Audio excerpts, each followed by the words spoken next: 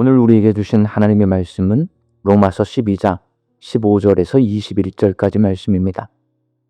즐거워하는 자들과 함께 즐거워하고 우는 자들과 함께 서로 마음을 같이 하며 높은 데 마음을 두지 말고 도리어 낮은 데 처하며 스스로 지혜 있는 채 하지 말라.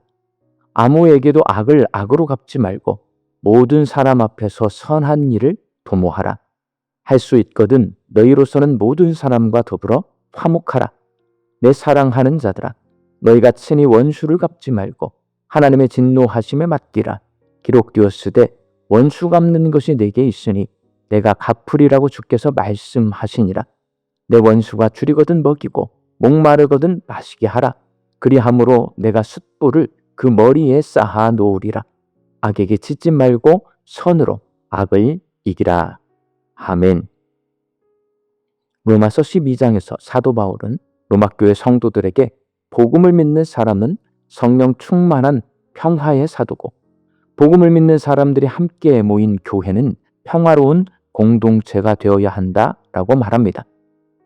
그리고 오늘 본문 말씀에서는 성도와 교회가 교회 밖 세상과 어떤 관계여야 하는지에 대해 말합니다. 본문 18절 말씀입니다. 할 수 있거든 너희로서는 모든 사람과 더불어 화목하라. 바울은 로마교회 성도들이 교회 밖에 있는 모든 사람과 더불어 화목하게 지내야 한다고 말합니다. 당시 로마 사람들은 초대교회 성도들을 핍박했습니다. 로마는 다신교 사회였습니다. 전통적으로 로마인들이 섬기는 신들이 많았고 로마가 정복한 나라의 신들을 인정해주는 정책을 펼쳐서 수많은 신을 숭배했습니다. 이러한 다신교 문화는 로마 황제를 신으로 숭배하게 하는 황제 숭배로 이어졌습니다. 그런데 초대교회 성도들은 오직 예수님만 주님이시다라고 고백했기 때문에 이것이 황제 숭배 거부로 여겨졌고 국가 반역죄로 여겨져 핍박을 받았습니다. 그리고 초대교회 성도들은 다른 사람들이 섬기는 신들을 섬기지 않고 눈에 보이지 않는 하나님만 믿었기 때문에 무신론자라는 비난을 받았습니다. 또한 로마 사회는 남성 중심, 아버지 중심의 가부장적 사회였는데 초대교회 성도들은 여성과 어린이와 심지어는 노예까지도 하나님의 자녀라며 존귀하게 여겼기 때문에 로마의 기존 사회 질서를 흔드는 집단으로 여겨졌고 특히 초대교회 성도들이 성찬식을 행하며 이는 내 몸이니 먹으라, 이는 내 피니 마시라는 말을 하면서 떡과 포도주를 먹고 마시는 모습을 보고 기독교인들은 모두 식인종이라고 오해하기도 했습니다. 이렇게 곱지 않은 시선과 오해 때문에 초대교회 성도들은 주로 가정에서 예배드리는 가정교회 형태로 모임을 가졌고 사람들의 눈에 띄지 않게 밤에 모이는 경우가 많아서 국가 반란을 책동하는 비밀 조직이라는 오해를 받았고 로마는 네로 황제 시대부터 본격적으로 초대교회를 핍박하기 시작했습니다. 네로 황제는 기독교인들을 경기장으로 끌고 가서 짐승의 밥이 되게 하고 십자가에 못 박고 화형을 시켰습니다. 네로 황제 이후 로마는 조직적으로 기독교를 박해하기 시작했습니다. 이렇게 박해를 받는 상황에 있는 로마교회 성도들에게 사도 바울은 이렇게 말합니다. 오늘 본문 바로 앞절인 로마서 12장 14절 말씀입니다. 너희를 박해하는 자를 축복하라. 축복하고 저주하지 말라. 박해하는 자를 저주하지 말고 축복하고 나를 핍박한다고 관계를 단절하지 말고 함께 웃고 함께 울면서 그들의 삶을 공감할 정도로 친밀한 관계를 맺으라고 말합니다. 그리고 낮고 천한 곳을 살피고 연약한 사람들을 돌보며 사람들에게 선한 일을 행하는 모범을 보이라고 말합니다. 그런데 솔직히 이렇게 살기는 어렵습니다. 사람이 어떻게 날 핍박하는 사람을 축복하고 그와 공감해주고 낮은 곳만 바라보고 남을 돌보며 살 수 있습니까? 그렇지만 바울은 할 수 있거든 모든 사람과 더불어 화목하게 지내라고 말합니다. 그렇다면 어떻게 해야 모든 사람과 더불어 화목하게 지낼 수 있을까요? 하나님이 도와주셔야 합니다. 나에게는 나를 박해하고 핍박하는 사람과 더불어 화목하게 지낼 수 있는 능력이 없습니다. 그러니 하나님이 도와주셔야 모든 사람과 더불어 화목하게 지낼 수 있습니다. 하나님의 도움을 받으려면 하나님의 말씀을 믿어야 합니다. 하나님은 약속의 말씀을 근거로 우리를 도와주십니다. 본문 19절 말씀입니다. 내 사랑하는 자들아 너희가 친히 원수를 갚지 말고 하나님의 진노하심에 맡기라.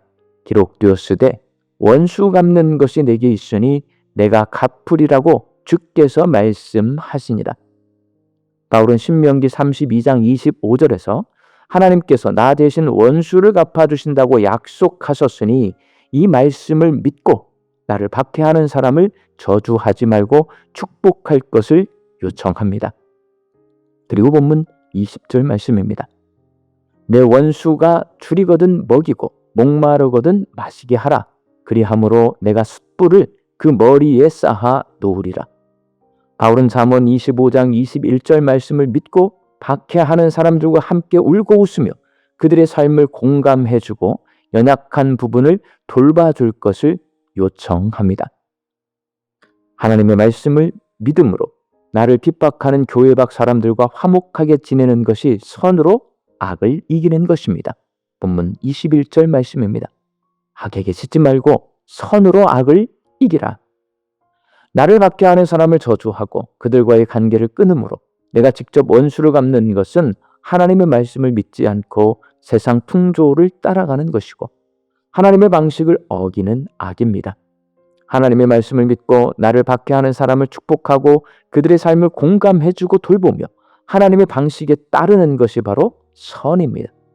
그러니 하나님의 말씀을 믿어야 합니다. 그래야 선으로 악을 이길 수 있습니다. 하나님의 말씀을 믿을 때에 하나님께서 도와주셔서 원수를 사랑할 수 있고 모든 사람과 더불어 화목할 수 있습니다. 사랑하는 광주 양림교회 성도 여러분, 복음을 믿고 하나님의 말씀을 믿어서 하나님의 방식대로 살아가는 것이 선입니다. 반대로 복음과 하나님의 말씀을 믿지 않고 하나님의 방식이 아니라 내 방식대로 살아가는 것은 악입니다. 선으로 악을 이기는 것은 복음을 믿고 하나님의 말씀을 믿어서 하나님의 방식대로 사는 것입니다. 나를 박해하는 사람을 축복하고 그의 삶을 공감해주고 그의 연약한 부분을 돌봐주면서 모든 사람과 더불어 화목하게 사는 것이 하나님의 방식입니다. 우리 광주 양림교회 성도들이 복음을 믿고 하나님의 말씀을 믿어서 모든 사람과 더불어 화목하게 살아가는 성도요, 선으로 악을 이기는 성도들이 되시기를 예수님의 이름으로 축원합니다. 함께 기도하겠습니다.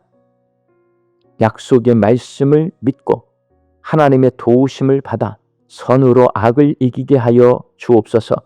나를 핍박하고 나를 박해하는 자까지도 사랑하며 살 수 있게 하여 주옵소서. 더불어 화목하게 하여 주옵소서. 말씀 듣고 세상을 향해 나아갑니다. 휴일을 맞이한 우리 양림교회 성도들에게 평안한 쉼을 허락하여 주옵소서. 나에게 쉼을 허락하여 주신 하나님 앞에 감사함으로 자족함으로 화답하게 하여 주옵소서. 흩어져 살고 있는 내 가족과 자녀들에게도 하나님 쉼을 허락하여 주시옵시고 추석을 맞이하여서 먼 길 오가는 우리 가족들 안전하게 지켜주시옵소서. 육신 연약하여 선악기를 간구하는 환우들이 있습니다.